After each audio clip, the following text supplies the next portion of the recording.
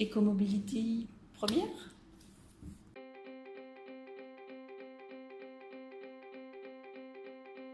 Je suis propriétaire d'une voiture électrique depuis peu, depuis 6 mois, une BMW i3. Et voilà, je suis consultante et je donne des cours à l'EM Strasbourg. Pour mon usage professionnel, oui. Je fais environ 30 000 km par an, essentiellement sur des trajets courts, puisque j'ai un rayon d'action professionnel entre Mulhouse et Strasbourg ou Wissembourg. Le choix par rapport de l'électrique par rapport au thermique, c'est clairement une question liée à l'environnement.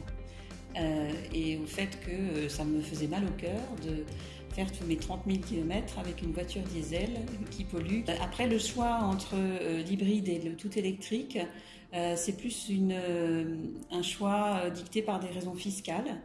Et les incitations fiscales sont beaucoup plus intéressantes sur du tout électrique que sur de l'hybride. Un seul exemple, la taxe sur les véhicules de société ne s'applique pas sur les véhicules électriques alors qu'elle s'applique sur les véhicules hybrides. J'étais plutôt partie sur une voiture plus simple, de type Renault Zoé. Et en fait, c'est l'autonomie qui m'a décidée dans un premier temps. Et après, ce qui m'a séduit, c'est le design et le fait que la voiture a été conçue entièrement d'une façon originale pour les questions d'écologie, d'environnement, le fait que les matériaux soient recyclables, que ce soit des matériaux recyclés aussi qui sont utilisés.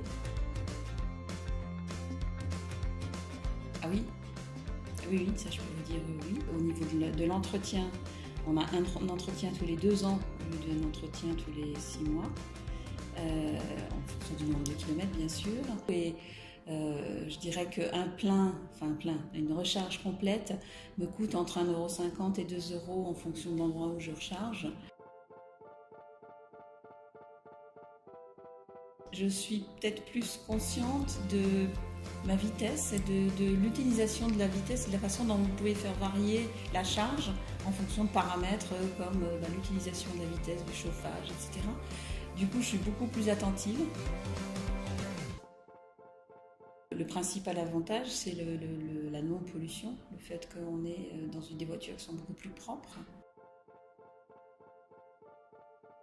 Le principal inconvénient, c'est la variabilité de l'autonomie. Moi, je n'avais pas du tout conscience qu'il pouvait y avoir une telle différence sur l'autonomie entre l'été et l'hiver, par exemple.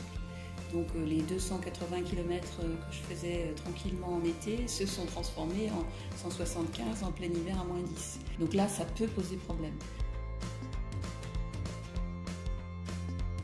Alors oui, dans la mesure où il y a suffisamment de bornes de recharge.